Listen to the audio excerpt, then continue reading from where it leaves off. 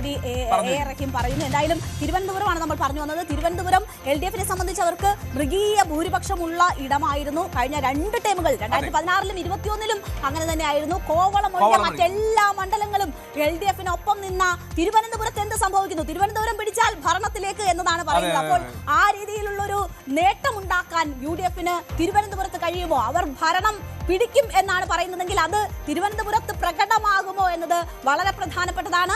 എന്തായാലും ഇപ്പോൾ TP രാമകൃഷ്ണൻ മാധ്യമങ്ങളെ കാണുന്നു.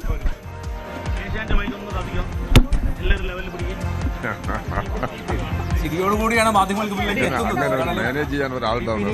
വൈകുന്നേരത്തേക്ക് നിലനിൽക്കണം എന്നുള്ളതായിരിക്കും LDF ക്യാമ്പിന്റെ പ്രതീക്ഷ. ഒരു ടെൻഷനും ഇല്ല. എന്തിനാണ് ടെൻഷൻ? അപ്പോ ഇടതുപക്ഷ ജനാധിപത്യ മുന്നണി നല്ല നിലയിൽ വിജയം കൈവരിക്കും എന്ന് തന്നെയാണ് ഇപ്പോഴും കുറച്ച് പ്രതീക്ഷിക്കുന്നത്. ഇടതുപക്ഷ ജനാധിപത്യ മുന്നണി ഗവൺമെന്റിന് കേരളത്തിൽ അധികാര തുടർച്ച വരും. പേരാമ്പ്ര അസംബ്ലി മണ്ഡലത്തിൽ നല്ല നിലയിൽ ഞാൻ വിജയം കൈവരിക്കും എന്നാണ് പ്രതീക്ഷിക്കുന്നത്. ഇപ്പോൾ തുടങ്ങാൻ പോവുകയാണ്, കൗണ്ടിങ് തുടങ്ങാൻ പോവുകയാണ്. ബാക്കി കാര്യങ്ങളെല്ലാം കൗണ്ടിങ്ങിന് ശേഷം നമുക്ക് സംസാരിക്കാം. അതാ ഒരു അവകാശവാദമല്ലേ, അതാർക്കും പറയാം. ആ അവകാശവാദത്തിനൊന്നും അടിസ്ഥാനമില്ല. ഞങ്ങൾ നല്ല നിലയിൽ വിജയിക്കാൻ പോവുകയാണ്. ഇനി സീറ്റ് പറയാൻ പറ്റില്ല. ഇല്ല സോറി, അത് ഞാനില്ല. ഞാൻ ഇന്നലെ പറഞ്ഞതിലൊന്നും ഞാൻ മാറ്റില്ല. തുടർച്ചയുണ്ടാവും. ഭരണ തുടർച്ച ഉണ്ടാകുമെന്നതാണ് പറയുന്നത്. പേരാമ്പ്രയിൽ നല്ല മാർജിനിൽ ജയിക്കും എന്നും പറയുന്നു. എന്തായാലും TP രാമകൃഷ്ണൻ വളരെ പ്രസന്നവദനായി കാണപ്പെടുന്നു. ദൃശ്യങ്ങളിൽ നിന്ന് അനീഷ് അവിടെ ചേരുന്നു. അനീഷ് പറയും. അനീഷ്, TP രാമകൃഷ്ണൻ വളരെ പ്രതീക്ഷയോടും ആത്മവിശ്വാസത്തോടു കൂടിയാണ് പറയുന്നത്. ഭരണ തുടർച്ച ഉണ്ടാകുമെന്ന് പറയുന്നു, താൻ ജയിക്കുന്ന കാര്യവും പറയുന്നു. എന്താണ് കോഴിക്കോട് നിന്നുള്ള വിവരങ്ങൾ?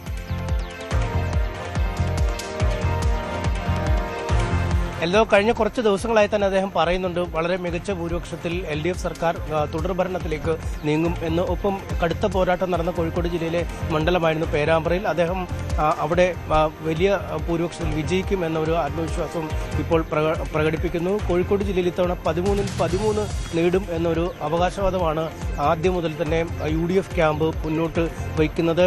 മുൻകാലങ്ങളിൽ, അതായത് വലിയ UDF തരംഗം ആഞ്ഞടിച്ച കാലത്ത് പോലും കാര്യമായൊരു നേട്ടം കോൺഗ്രസിന് അല്ലെങ്കിൽ UDF-ന് ഉണ്ടാക്കാൻ കഴിയാത്ത ഒരു ജില്ലയാണ്.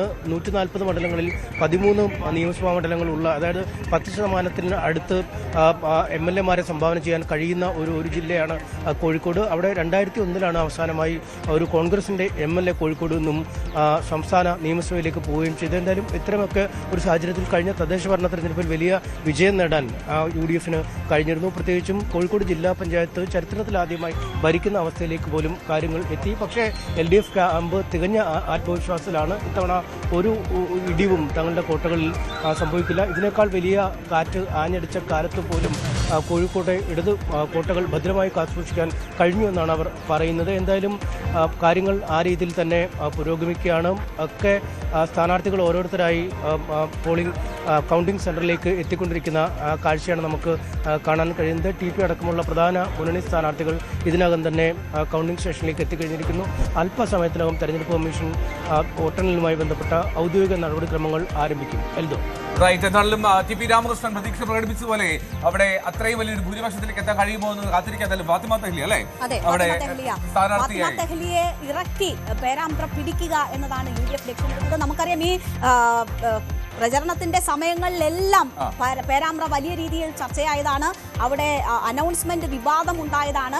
വർഗീയ ധ്രുവീകരണത്തിനുള്ള ശ്രമങ്ങൾ നടക്കുന്നു എന്ന തരത്തിലൊക്കെയുള്ള ആരോപണങ്ങൾ ഉണ്ടായതാണ്. തെരഞ്ഞെടുപ്പ് കമ്മീഷൻ നിയന്ത്രണങ്ങൾ ഏർപ്പെടുത്തിയതാണ്. ആഘോഷങ്ങൾക്ക് വരെ കൗണ്ടിംഗ് നമുക്കറിയാം ഈ പരസ്യ പ്രചാരണം അവസാനിക്കുന്ന ദിവസം കൊട്ടിക്കലാശത്തിന്റെ ദിവസം അവിടെ കൊട്ടിക്കലാശം ഒഴിവാക്കി നിയന്ത്രണങ്ങൾ ഉണ്ടായിരുന്നു. അങ്ങനെ തെരഞ്ഞെടുപ്പിന്റെ ഓരോ ഘട്ടത്തിലും വലിയ രീതിയിൽ പേരാമ്പ്ര ചർച്ചയായി. സ്ഥാനാർത്ഥി നിർണയം മുതൽ തന്നെ പേരാമ്പ്ര ആ രീതിയിൽ ചർച്ചയായതാണ്.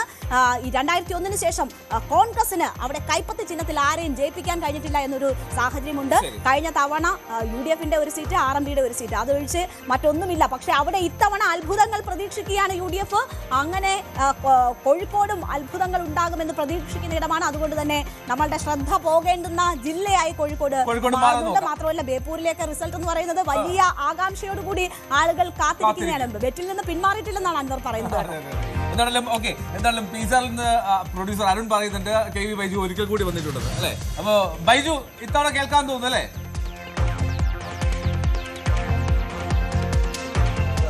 കേൾക്കാം. ഓക്കെ. അപ്പൊ എങ്ങനെയാണ് കാസർഗോഡ്, എങ്ങനെയാണ് ബൈജു തുടങ്ങിയോ നടപടിക്രമങ്ങളൊക്കെ?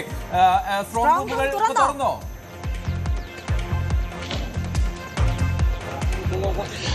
അത്തരം നടപടികൾ ഇപ്പോൾ ആരംഭിച്ചിട്ടുണ്ട്. എന്തായാലും കാസർഗോഡും കണ്ണൂരും വലിയ ആവേശത്തിലാണ്. മുന്നണികളെല്ലാം വലിയ പ്രതീക്ഷയിലാണ്. കാസർഗോഡേക്ക് വരുമ്പോൾ ഏറ്റവും പ്രധാനം മഞ്ചേശ്വരം, കാസർഗോഡ് 2 മണ്ഡലങ്ങളാണ് BJP ഇത്തവണ വടക്കൻ കേരളത്തിൽ നിന്നും അക്കൗണ്ട് തുറക്കുമോ? അതാണ് ഉയർന്ന ഏറ്റവും വലിയ ചോദ്യം. എന്തായാലും കെ സുരേന്ദ്രൻ അല്പസമയത്തിനകം ഞാനിപ്പോൾ നിൽക്കുന്ന കാസർഗോഡ് ഗവൺമെന്റ് കോളേജിലേക്ക് എത്തുമെന്നാണ് അറിയിച്ചിട്ടുള്ളത്. അതുപോലെ തന്നെ ML അശ്വിനിയും ഇവിടെ അല്പസമയത്തിനകം എത്തും. മറ്റ് സ്ഥാനാർത്ഥികളൊക്കെ എത്തുമെന്ന് തന്നെയാണ് അറിയിച്ചിട്ടുള്ളത്. ഏതായാലും എല്ലാ നടപടികളും ഇപ്പോൾ പൂർത്തിയായിരിക്കുന്നു. ഉദ്യോഗസ്ഥന്മാരെല്ലാം മറ്റ് അത്തരം നടപടികളിൽ കടന്നിരിക്കുന്നു. ഏതായാലും കാസർഗോഡ് ഗവൺമെന്റ് കോളേജിലും അതുപോലെ തന്നെ കാഞ്ഞങ്ങാട് ദുർഗ ഹയർ സെക്കൻഡറി സ്കൂളിലും 2 സെന്ററുകളാണ് കാസർഗോഡ് ജില്ലയിലുള്ളത്. അതോടൊപ്പം കണ്ണൂർ ജില്ലയിലേക്ക് വന്നാൽ 3 സെന്ററുകളുണ്ട്. ചിന്മിയ വിദ്യാലയമുണ്ട്, അതോടൊപ്പം പയ്യന്നൂർ സർ സയ്യിദ് കോളേജുണ്ട്, ബ്രണ്ണൻ കോളേജ്, അങ്ങനെ 3 സെന്ററാണുള്ളത്. മുഖ്യമന്ത്രി പിണറായി വിജയന്റെ ധർമ്മടം ഉൾപ്പെടെയുള്ള മണ്ഡലങ്ങൾ അവിടെ എന്താകും? ഭൂരിപക്ഷം വർദ്ധിക്കുമോ?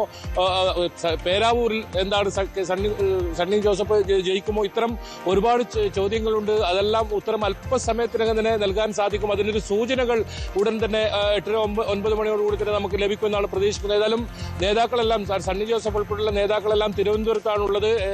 മറ്റ് സ്ഥലങ്ങളിലെല്ലാം സ്ഥാനാർത്ഥികളുണ്ട്. പയ്യന്നൂരും തളിപ്പറമ്പും വളരെ പ്രധാനമാണ്. കണ്ണൂർ ജില്ലയെ സംബന്ധിച്ചിടത്തോളം വിമതന്മാർ മത്സരിക്കുന്ന സ്ഥലം, അവിടെ എന്താകും? അതും വലിയ ആകാംക്ഷയാണ്. അതോടൊപ്പം കാസർഗോഡ് ജില്ലയിലെ ഉദുമയിൽ ഇത്തവണ കോൺഗ്രസ് പിടിച്ചെടുക്കുമെന്നാണ് പറയുന്നത്. കാലങ്ങളായി ഈ LDFന്റെ കയ്യിലുള്ള മണ്ഡലം ഇത്തവണ കോൺഗ്രസിന് ലഭിക്കുമോ? 4-1 അതാണ് UDF പുറത്തുവിട്ട കണക്ക്. 4 മണ്ഡലങ്ങൾ കാസർഗോഡ് പിടിക്കാനാകുമെന്നാണ്. മഞ്ചേശ്വരവും കാസർഗോഡും തൃക്കരിപ്പൂറും ഉദുമയും. സന്ദീപ് വാര്യരാണ് തൃക്കരിപ്പൂർ എത്തിയിട്ടുള്ളത്. അതോടുകൂടി വലിയ മത്സരത്തിന് കളമൊരുക്കിയിട്ടുണ്ട് തൃക്കരിപ്പൂർ എന്ന് പറയേണ്ടി വരും. എന്തായാലും പ്രവചനാതീതമായ മണ്ഡലങ്ങൾ എന്ന് പറയേണ്ടി വരും. കാഞ്ഞങ്ങാട് മാത്രമാണ് LDFന് സുരക്ഷിത മണ്ഡലം എന്നുള്ളത്. അത് UDF കേന്ദ്രങ്ങളായാലും മുന്നേറ്റം ഉണ്ടാക്കാൻ കഴിയും എന്ന് മാത്രമാണ് അവർ പറയുന്നത്.